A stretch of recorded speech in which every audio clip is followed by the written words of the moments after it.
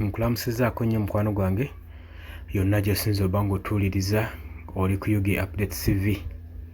Mwami oli Kaguta Museveni olunaku olw'eggulu yasisinkanye ambassador wa US ne badisikasinga ku nsonga ez'enjawulo, era nayongera okulaga nti ayaayaana nnyo okunyweza diplomatic ties trade wakati wa Uganda n'eggwanga erya America. Lwaki olowooza kiriwo ekityo?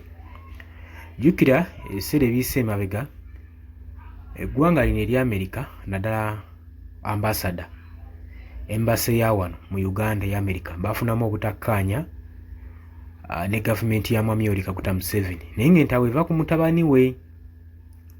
Eyo saga mu ntandikwa y'omwaka guno tugijjukira bulungi nnyo. Ntandikwa kandabe ebiseera ki omwaka ogwo nga guggwako, ebiseera ebyo tubijjukira bulungi nnyo. Waali entabe wakati wa ambassador William Pope ssaako ne Muhoozi Kainerugaba mutabani wa Mwami oli Kaguta Museveni, era ye kanaaluzaala yazaalira Museveni lenyono yonna yenna gw'olaba, kubanga America baatuka ekiseera ne beekangamu ne bagamba nti eno tebeera emmanya ya nkoko. Era olaba ng'ensonga ezaali awo buzityo naye zirina kye zattattana ekikosa eggwanga lyattu Uganda naddala gavumenti. Era gavumenti eri mu kutya nti singa eno enkolagana tenyenzebwe tebaginyweze na nnatti, kitegeeza nga basemberedde akalulu ka 2026 Abamerika bano ba US babeetaaga okuba nga babakinga ku mugongo. Akageri kekiri nti nno ekibiina ekya National Unity Platform kye basinga okutya ekiri ku ludda olw'opposition kigenda mu maaso n'okulangirira nti kano tekagenda kubeera bubeezi kalulu, wabula bagenda kubeera mu protest vote. Kati ensonga eno bagitiiridde ddala nnyo era bongedde ogisimbako essira. Era olunaku lw'eggulu twalabye Mwami Kaguta Museveni ng'asattira okusinkana US ambassador badisikasinge ku nsonga ez'enjawulo ku trade ne bilateral ties n'ebyokwerinda byonna. Kulowooza lwaki kyandibadde kuno kubadde nga kusindiikiriza kuddamu ku restoringa relation wansi wa Trump oba wansi wa administration ya Donald Trump. Njukira nti nno kuva emabega nga Trump tannajja enkolagana yali etattanyiziddwa, diplomatic ties zaali tezikyaliwo nnyo wakati w'eggwanga erya Uganda ne US okusinziira ku investments ne security corporations zaali zimaze okuba nga zitattanyizibwa, nga Biden azitattanye nga ye abalabyemu ebirumira era nga bakubyemu ebituli. Tubadde nkolagana nnyo y'amaanyi. Kati okuva Trump we yajja badde bagezaako okuba nga bamwekuutirizaako okusobola okulaba nga baddamu okunyweza, kyokka wakati mu kunyweza relations zino ate n'omukulembeze w'ekibiina kya National Unity Platform Robert Kyagulanyi Ssentamu abadde akola butaweera ng'erinnya agenda mu maaso n'oditattana ng'abalabisa. Era kirizagaana Robert Kyagulanyi Ssentamu buli waaba akyaliddeko eggwanga erya America balina okubaako gwe basankishoninga. Ekyo kyegendereze nnyo.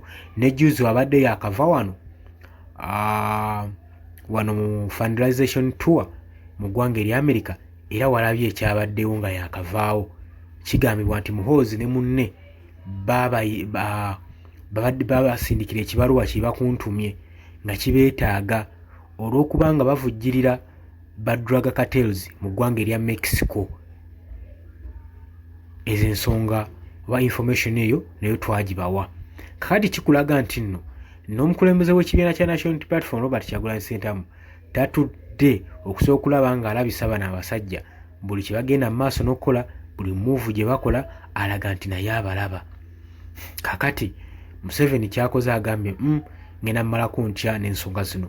Omugezi kyabaakowoola ambassador William Pope ow'eggwanga erya US e Nakasero ku State Lodge basobole okuba nga bawayaamu badisikasingamu ku nsonga ez'okurestoringa n'okwalightinga trade investments ssaako ne security cooperation mu ggwanga Uganda wansi wa administration eya Donald Trump. oli ku Yogi Updates TV gwatanatoyungako kutegeeza nti kirira wansi waliwo ekigambo subscribe kikooneko obeere ng'otweyungako ddala bulungi nnyo. Tukyagenda mu maaso n'okuba nga tubaweereza. Twagala kumanyira ddala nsonga eyakyaziza William Pope e Nakasero. Mwami Yoweri Kaguta Museveni kiki yandibadde adisikaasingako.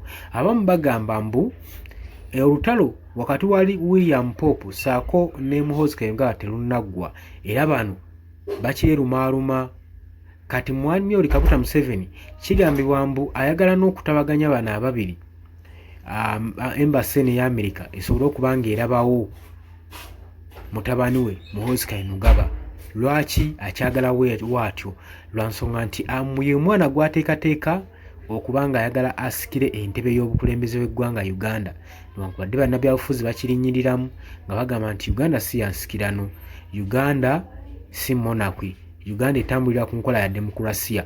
Era banne nga bamugamba ebalwana nti oba oyagala mutabani we omukuba mu ggwanga mumuleetere emitendera afolowinga demokulasiya, bannansi basalewo oba bamuleeta oba tebamuleeta, so si kumubasibako obusibi. Abakulembeze abamu bannazirwanako abalwana Mwami Yoweri Kaguta Museveni baavaayo ne boogera ensonga ezo bwezityo nga bagamba nti nno Mwami Yoweri Kaguta Museveni talina kukozesa maanyi na buyinza bw'alina eggwanga alisibeko mutabani we nti yaba alitwala mu maaso ye ng'avuddewo nti tebajja kikkiriza wadde n'omulundi n'ogumu n'ogw'eddagala. Kale weegutyo era embiranye tugijjukira bulungi nnyo oluvannyuma lwa Muhoozi Kayinungaba ogenda maaso n'okutwitinga. Twitter yakaawa ku biseera ebyo nga Muhoozi Kayinungaba atwitinga ng'agenda maaso n'okuwooninga n'okutiisatiisa embassy ya ggwanga eya US naddala William Pope ambassador ng'amugamba nti nno agende maaso n'omuwandiikira apologereta, awandiikire n'ekitabo apologereta obutasukka essaawa mbale oba si kyakwatemu ebibye ayabulire eggwanga lyattu Uganda aleme kuddira ddala wano ku ttaka lya Afirika. Byali ebigambo bya Muhoozi Kayinungaba. N'oluvannyuma twalaba okusattira n'okweweereza ebigambo, n'oluvannyuma Muhoozi n'ateekawo n'agamba nti ye tannawandiikako wadde na ku kintu na kimu. N'oluvannyuma positi zino zasangubwayo tezaddamu kulabikako ku mukutu ogwa Twitter, wabula ye ambassador mu kuddamu yagamba waatyo nti talina nsonga n'emu gye yakoze era tewali nsonga gy'ateekeddwa kubanga yeetondera Mwami Yoweri Kaguta Museveni oba mutabani we Muhoozi Kayinungaba. Era ne Muhoozi Kayinungaba n'avaayo ne yeegaana bye yali amaze okupostinga ku mukutu gwe ogwa Twitter. Tetumanyi entabwe yali evudde ku ki naye nga kyali kiraga nti Muhoozi Kayinungaba Chief of Defence Force ali concerned nnyo n'ensonga za ambassador William Pope wakati we n'eggwanga erya Uganda. Kakati okuva olwo olaba ngezaako kulaga kuyisa mu makubo okulaga ngeri ki diplomatic ties enkolagana enywevu eza Uganda n'amawanga ag'ebweru n'eggwanga erya US engeri gye littattanyizibwamu, engeri gye lyatuuka ku extent kubanga yebayeba. Bintu bingi nnyo bingenda okuba nga nkulaga Uganda byezze efiirwa oba byezzeewera ennemba nabyo olw'abakulembeze abateefiirayo nga boogera boogezi nga baliwo just kwesanyusa byabwe ebibanyumira byebakulabula nga tebakolera ggwanga. Kakati President Museveni okuhostinga United States Ambassador mu Uganda William Pope agamba nti ye yagendereddwamu okuba nga bafuna peaceful talks nga bafokasinga ku trade n'okustrengtheninga bilateral relations ne presidential situation ezigenda mu maaso mu ggwanga erya Uganda. Meeting eno yabadde ku State Lodge e Nakasero mu kibuga Kampala era yafolowinze Museveni oluvannyuma lw'okukuba akasimu gye buvuddeko emabega ng'akakubira US Secretary of State Marco Rubio. Kigambibwa wano tewabaddewo oba invitation letter, wabula Museveni yawulugumiza olukomo ng'alukubira US Secretary of State Marco Rubio. Bano ababiri ng'abadde kyegendeddwamu okuba nga ayagala badiscussing migration cooperation, ssaako ne Kamasi ties mu ggwanga Uganda. Kakati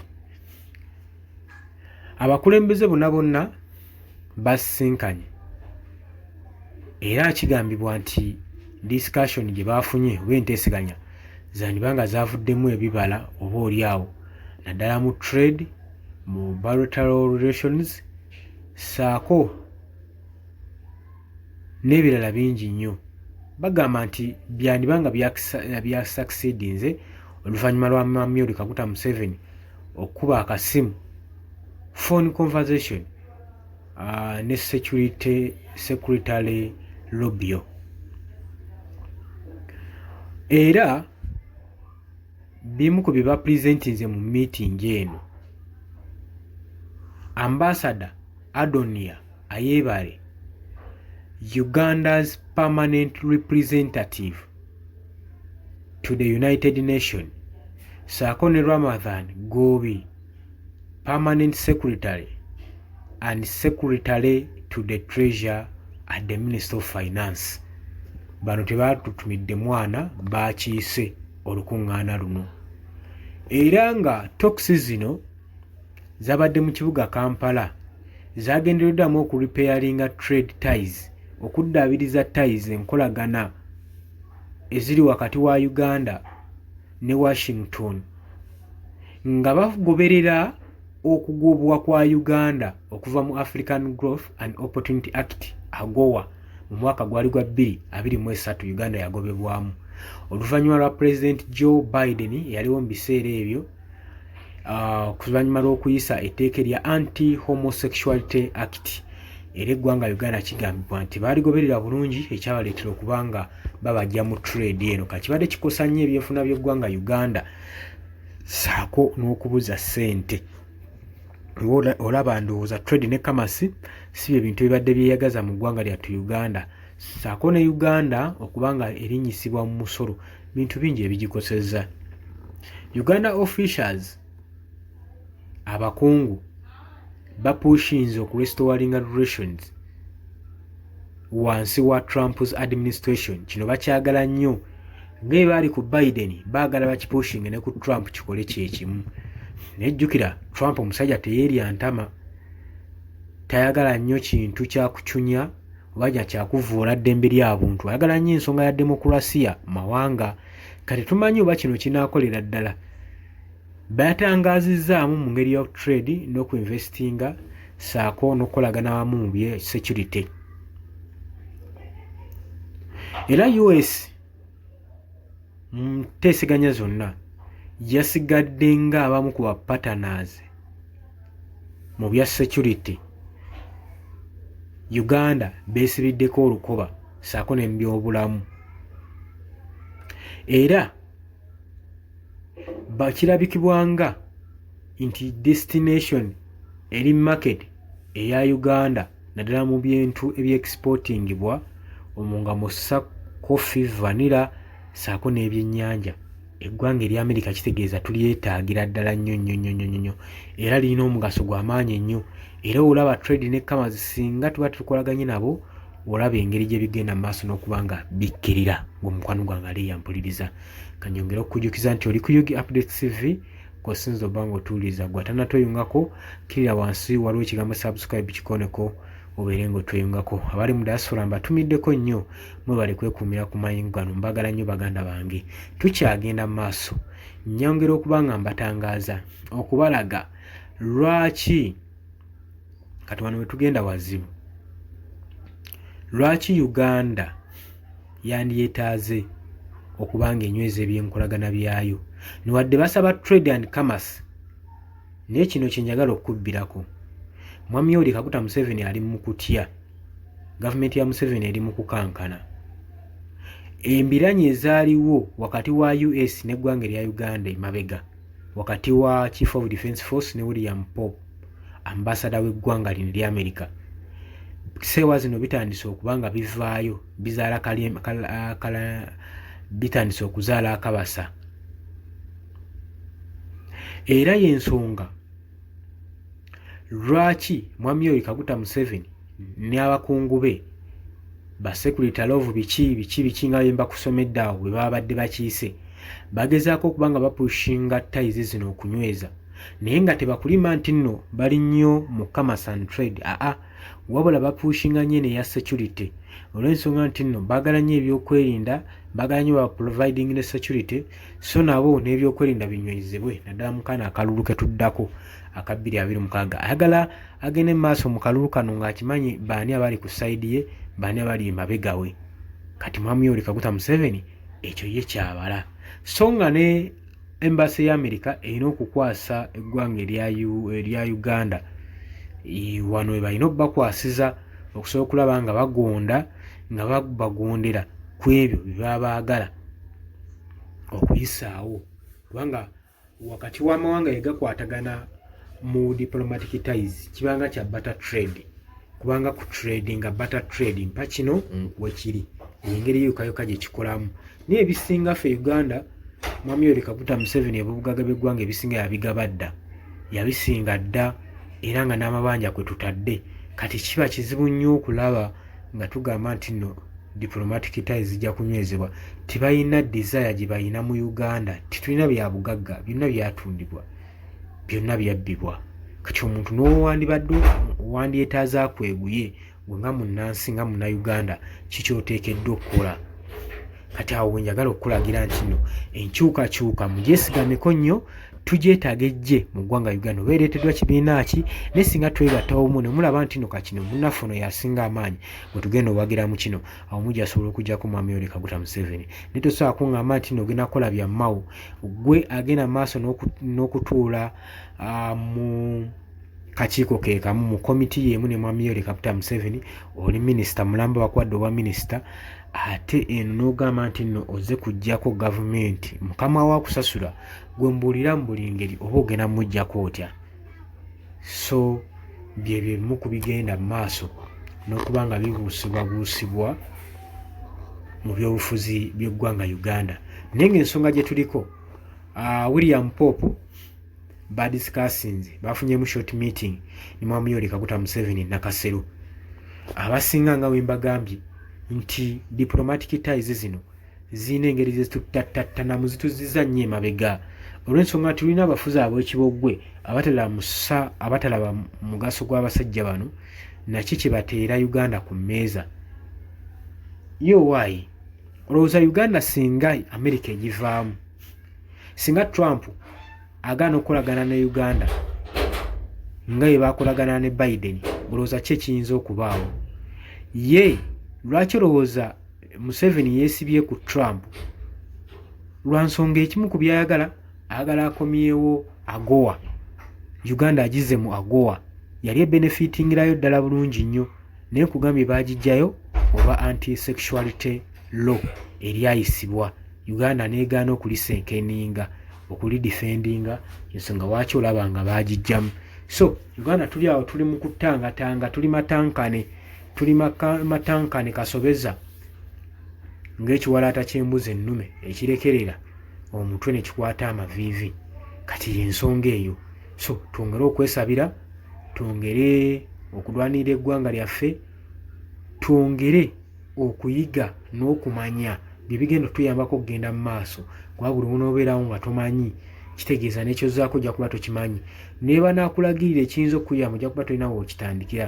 kubanga oba tewasoma kati yeno ensonga gye tuleeta mu ddiiro osobole okuba nga buli information obeere ng'ogifuna naye nga nyongera okukujjukiza mukwano gwange nti oli ku Yugi Update TV kosinzire oba ng'otuuliza tuli bakosefu naye tujja baweerezaayo mpolampola kasabeera nga information mugifunye gwe kyenkusaba ojja kusharinga likinga abanajja mu comment section mujje mu commentinge muteekeyo endowooza yammwe okusinziira ku kigenda mu maaso ng'olowooza ku ngeri William Pope gy'abadde atunulamu olowooza yapiikinze ideas z'omusajja ono oba babakeneka bukenezi ye babakeneka kulowooza America kikyebala jjukira n'agamba America yeetaaga Uganda okusobola okulaba nga bafunza Democratic Republic of Congo ensi zonna nga zimaze okufunzibwa kyokka ate n'Abachina n'Abarussia nabo Uganda bagyekeragako kopi ng'olowooza kigenda bbeera kitya awo nkugambira jjangu mu comment section gwena ow'endowooza ye ogiteekeyo sobole okubeera nga tuproceedinga Mbagala nnyo baganda bange abali mu diaspora, mbagala nnyo, mweraba. Temuva ku UG Updates TV.